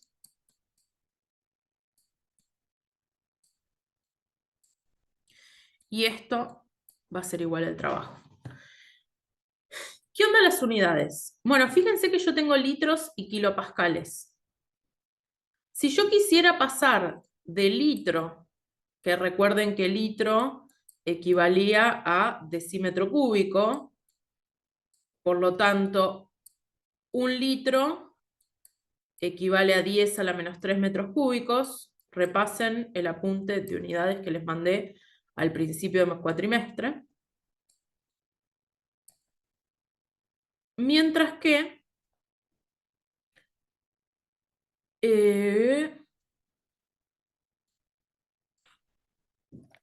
1 kilopascal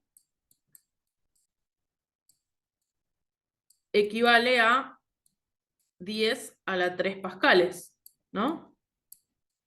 Entonces, 10 a la 3 por 10 a la menos 3 es 10 a perdón, 0. 10 a la 3 por 10 a la menos 3 es 1, ¿sí? O 10 a la 0. Eso es lo que quise decir. Es lo mismo, o sea, si yo para pasar de litro a decímetros cúbicos divido, perdón, de litro a metro cúbico divido por 1000, y para pasar de kilopascales a pascales multiplico por 1000, el resultado de esta cuenta me va a dar en joules, porque en realidad voy a estar multiplicando pascales por metro cúbico. Entonces, algo que se pueden anotar, que litro por kilopascales me da joules. Bien, bueno, esto es base por altura, de nuevo me olvidaba el dividido 2, es un triángulo. Entonces 5 menos 3 es 2 por 4, 8 dividido 2, 4. Me da que el trabajo total en el ciclo es 4 joules, calor es igual al trabajo, entonces ya tengo las respuestas de las primeras tres. Y después me dicen, para cada una de las evoluciones del ciclo, indique cuáles puedo calcular y cuáles requieren suposiciones adicionales. No me pide que las calcule, me pide que diga cuáles puedo calcular y cuáles no. Entonces, acá voy a borrar esto. Y pensemos lo siguiente. Yo el trabajo lo puedo calcular en todas las evoluciones, porque en todas puedo hacer el área del gráfico de presión por volumen. Ahora, la variación de la energía interna no la puedo calcular sin saber la temperatura, porque depende de la temperatura su ecuación. Y el calor yo lo voy a relacionar con el trabajo por medio de el primer principio de la termodinámica, que me decía que delta U es calor menos trabajo. O sea que tampoco lo puedo calcular sin conocer la temperatura, porque necesito delta U. Entonces, ¿qué suposición tengo que hacer para poder calcular la temperatura en 6, la temperatura en 5 y la temperatura en 3? O cómo varía la temperatura. No necesariamente tengo que calcular el valor de la temperatura, eso lo vamos a ver en el último ejercicio que vamos a hacer, pero tengo que pensar en cómo varía esta temperatura. Para suponer eso, tengo que suponer que se trata de un gas ideal. Entonces, si yo supongo que se trata de un gas ideal, bueno, ya puedo aplicar las leyes de los gases y puedo aplicar la ecuación de estado de los gases ideales. Además, necesito suponer si se trata de un gas monoatómico o diatómico para poder saber qué R, mejor dicho, perdón, qué CB y qué CP le corresponden. Eso es todo. Bien, y ahora sí vamos con el último ejercicio, que es un ejercicio que a mí me encanta, que es un ejercicio para pensar, pero para romperse la cabeza pensando. Porque es un ejercicio que no me da datos numéricos, me da letras. Así que yo lo que les propongo es que pausen el video acá, aprovechando que se trata de un video, intenten resolverlo y después lo hacemos todos juntos. Entonces, me dicen que tengo un mol de un gas ideal monoatómico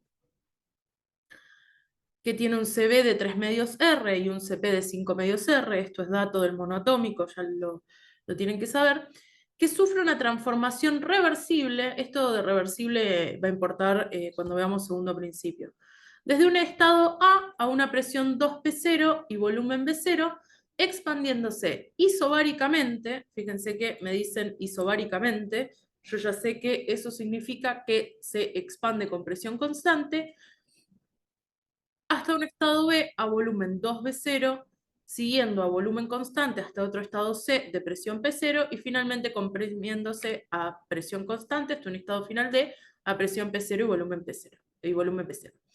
Y me piden que calcule cuál es el calor intercambiado en la transformación.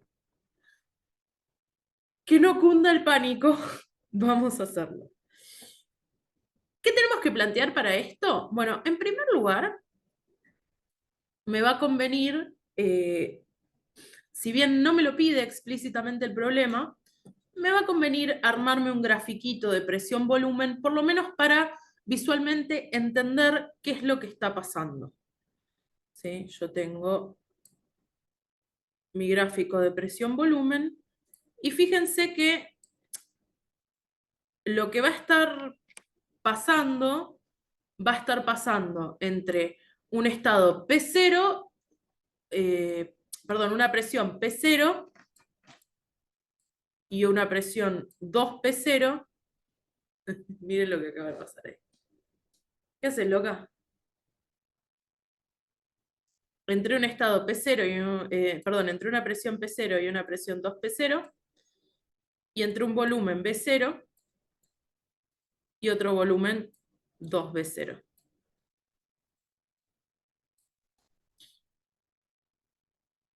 Entonces, ¿cómo voy a hacer? Bueno, volvamos acá.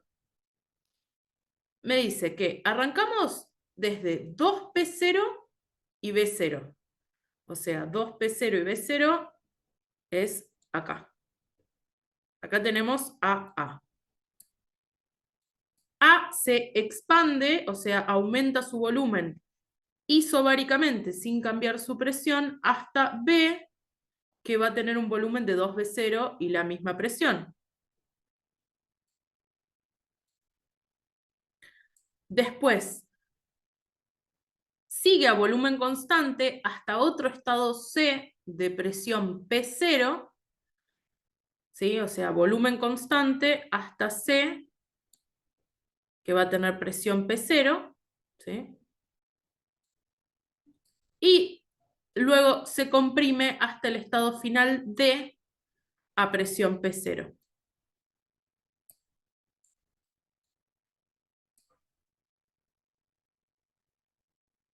Lo que está pasando es esto. Se largó a llover, ajá, por eso Isa está tan concentrada. Ah, no, el último no. Bien, entonces, me piden que calcule cuál es el calor intercambiado en la transformación. Y la verdad es que yo datos para calcular el calor no tengo. Lo que tengo son datos para calcular el trabajo y datos para calcular la variación de energía interna. Fíjense lo siguiente. Yo sé que si quiero calcular el calor, yo sé que delta U es calor menos trabajo. Por lo que delta U más trabajo va a ser igual a calor. Esto siempre con el signo, ¿sí? ¿Cómo voy a calcular el trabajo? Es muy, muy sencillo. Va a ser el área de A a B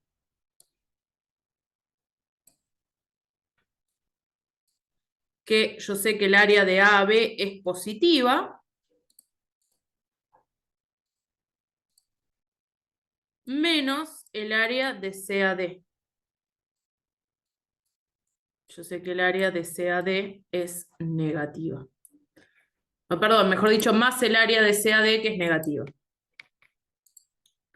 O sea que el trabajo de AB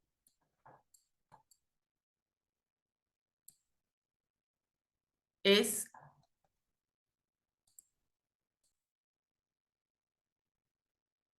yo sé entonces que el trabajo de A a B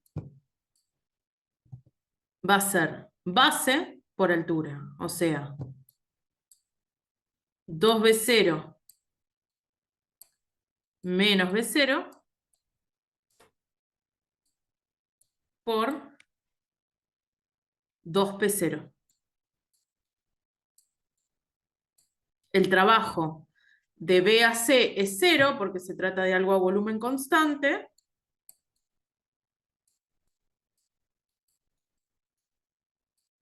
Mientras que de C a D va a ser la base, y en realidad esto va a ser negativo,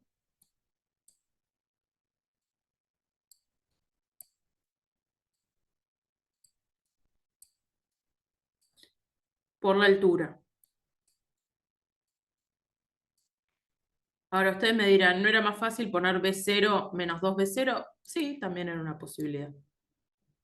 Pero si esto fuese con datos, capaz el área negativa es algo difícil de ver. Pero es lo mismo como lo planteen. Mientras el resultado final sea que esto les da negativo. Bien.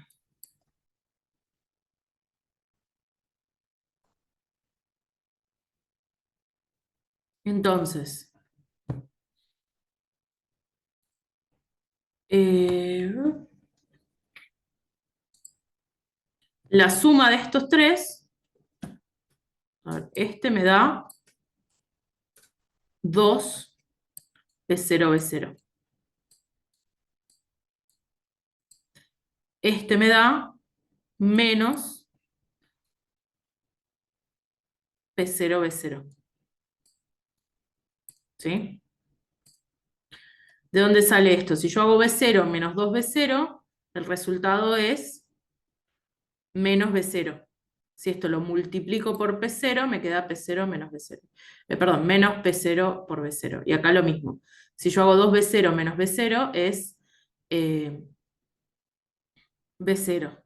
Multiplicado por 2P0 es 2P0B0. Bien. Luego, la suma de estos tres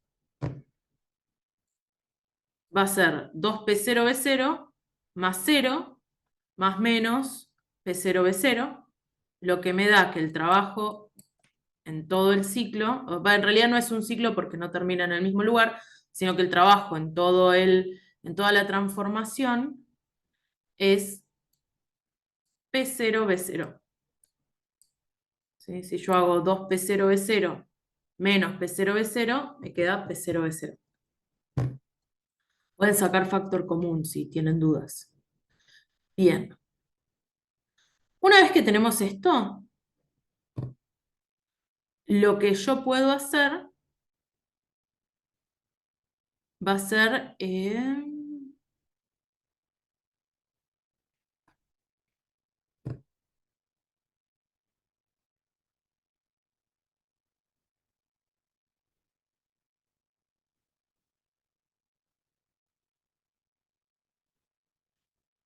bien, tengo el trabajo.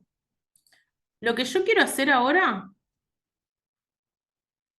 es calcular delta U. El tema es que calcular delta U va a estar medio complicado para todo. Si tengo que calcular delta U de AB más BC más delta U de CD, medio que ya me agarró fiaca. Pero pensemos lo siguiente. Como se trata de una función de estado, es lo mismo si yo voy desde A hasta B, luego a C y luego a D, porque solo me importa desde donde arranco hasta donde termino, es lo mismo si yo voy por este camino o si me invento un atajo, ¿no? En términos de la variación de energía interna, esto va a ser lo mismo. Entonces, el trabajo de AD va a ser, perdón, mejor, no el trabajo, la variación de energía interna de AD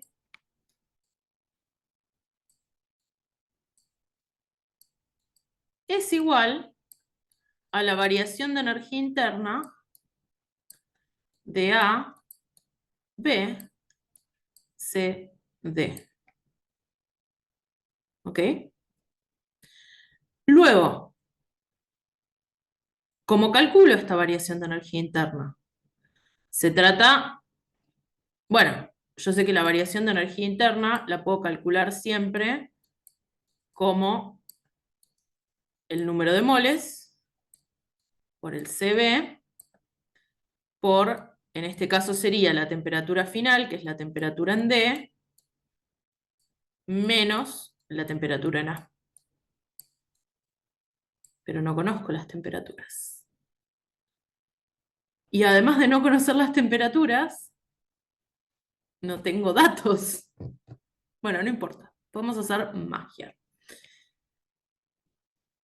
Esto es una transformación a volumen constante, desde A hasta D.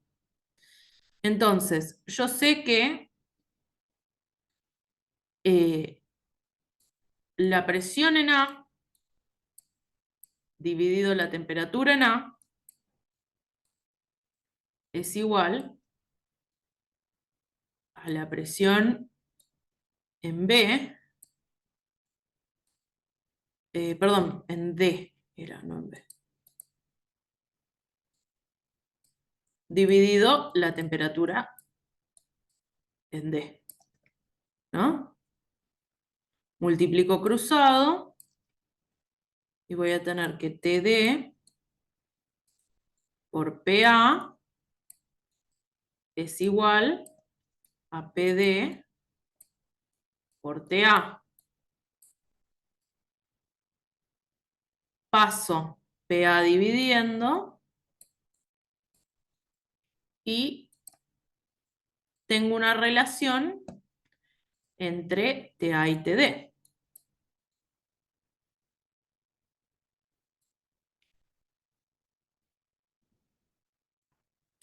Bueno, ¿y cuánto vale PD? Bueno, fíjense que PD vale P0. ¿Y cuánto vale PA? Y PA vale 2P0. No tengo en el gráfico.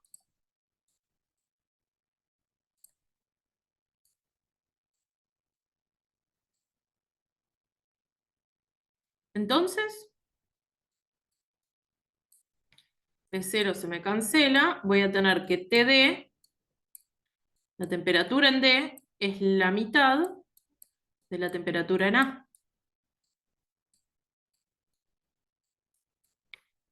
Si la temperatura en D es la mitad que la temperatura en A,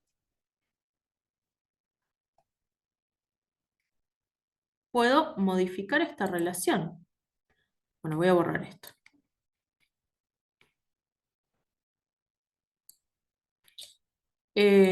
Va a ser más fácil si directamente digo que 2TD es igual a TA. O sea, paso este 2 multiplicando para que no me quede nada con un medio. Es lo mismo en realidad, pero bueno. Bien. O sea que TD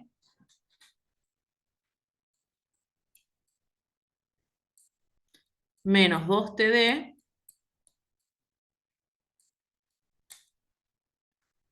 va a ser la variación de temperaturas. Y si yo hago TD menos 2TD, 1 menos 2 es menos 1. O sea que esto va a ser lo mismo que menos TD. ¿Sí? Bien.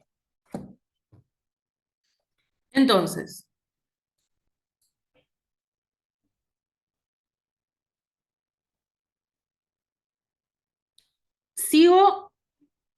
me sigue faltando algo. ¿Cómo hago para llegar de esto a algo relacionado con P0B0? Bueno, en primer lugar, yo sé que si se trata de un gas ideal monoatómico, CB es 3 medios R. Y fíjense lo siguiente. Tengo el número de moles, tengo R y tengo T. Y yo sé que P por B es igual a nRT. Entonces, PD por BD es igual a NR por TD. Reordeno un poco este delta U. Yo sé que tengo delta U que va a ser igual a menos 3 medios de NR TD.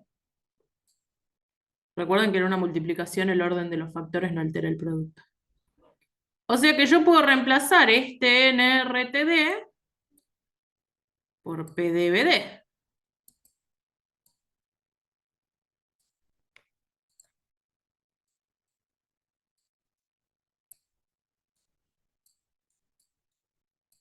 ¿Y cuánto vale PD? PD vale P0. ¿Y cuánto vale BD? BD vale B0. O sea que la variación de energía interna es menos 3 medios, P0, B0. Bien.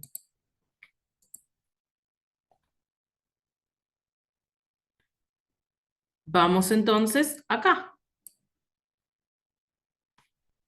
Delta U va a ser menos 3 medios, P0, B0. Trabajo era P0, B0. Y todo esto sumado me da Q. O sea que Q menos 3 medios más 1 es menos 1 medio. O sea, Q es menos 1 medio P0, B0. O sea, la opción E. Bueno, espero que se haya entendido. Este ejercicio es un ejercicio particularmente difícil. Intenten hacer la guía primero, van a ver que eso los va a ir llevando a entender mejor. Pasa que quería darles ejemplos de los más difíciles también, para que no se sorprendan a la hora de ver los ejercicios de parcial.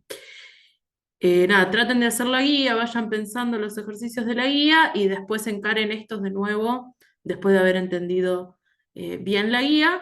Y bueno, obviamente el viernes me pueden preguntar todo lo que necesiten de esto y el martes en la clase pública en Plaza de Mayo vamos a meterle más de lleno a esto.